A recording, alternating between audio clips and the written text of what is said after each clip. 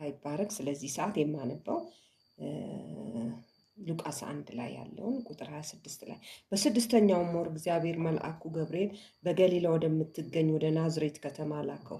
የተላከውም ከዳዊት ዘር ለሆነ ዮሴፍ ለሚባል ሰው ወደ ታጨች ወደ አንዲት ድንግል ነበር። የድንግሊቷም ስም ማርያም ነበር። መልአኩም እርሷ ወዳለችበት ገብቶ እጅግ የተወደድሽ ሆይ ሰላም ላንቺ ይሁን፣ ጌታ ከአንቺ ጋር ነውና አንቺ የተባረክሽ ነሽ አላት። ማርያምም ንግግሩ እጅግ በጣም ደንግጣ ይህ ምን አይነት ሰላምታ ይሆን እያለች ነገሩን ታሰላስል ጀመር። መልአኩም እንዲህ አላት፣ ማርያም ሆይ በእግዚአብሔር ዘንድ ሞገስ አግኝተሻልና አትፍሪ። እነሆ ትጸንሻለሽ፣ ወንድ ልጅም ትወልጃለሽ፣ ስሙንም ኢየሱስ ትይዋለሽ። እርሱም ታላቅ ይሆናል፣ የልዑልም ልጅ ይባላል። ጌታ አምላክ የአባቱን የዳዊትን ዙፋን ይሰጠዋል፣ በያዕቆብም ቤት ላይ ለዘላለም ይነግሳል። በያዕቆብ ቤት ላይም ለዘላለም ይነግሳል፣ ለመንግስቱም ፍጻሜ የለውም። ማርያም መልአኩን እኔ ወንድ ስለማላውቅ እንዴት ሊሆን ይችላል አለችው።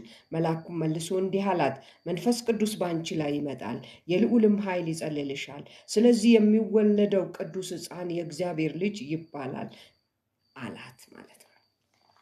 አሁን የምናከብረው ማለት ነው። አሁን የምናከብረው ይሄ ልደት የክርስቶስ ኢየሱስ የተወለደበት ልደት ማለት ነው። ኢየሱስ ክርስቶስ ሰው ሆኖ ፍጹም ሰው ፍጹም አምላክ ሆኖ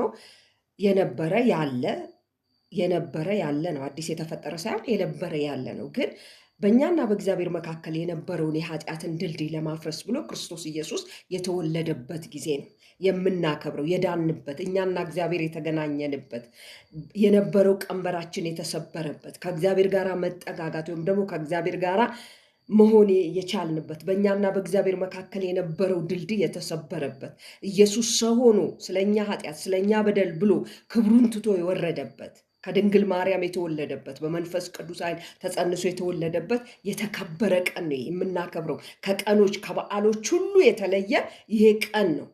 ጌታ የተባረከ ይሁን። የምናከብረው በተለያየ በቁሳቁስ ሳይሆን የምናከብረው በጭፈራ ሳይሆን የምናከብረው ዳንክራ በመስራት ሳይሆን የምናከብረው የሆነ ነገር በማድረግ ሳይሆን የምናከብረው ግን ክርስቶስ ኢየሱስ ከበደል ከኃጢአት መንጻታችን ያንን አስበን ከሞት ወደ ሕይወት የተሻገርንበት ከእግዚአብሔር ጋር ያስታርቀን ከሲኦል ወደ መንግሥተ ሰማይ የፈለስንበት ይህ ታላቅ ቀን ነው። ስለዚህ ወገኖቼ የምናከብረው ክርስቶስ ኢየሱስን በማሰብ ክርስቶስ ኢየሱስን በማንገስ ይሄ የዳንበትን እውነት በማወቅ እንድናከብረው እግዚአብሔር ይርዳል።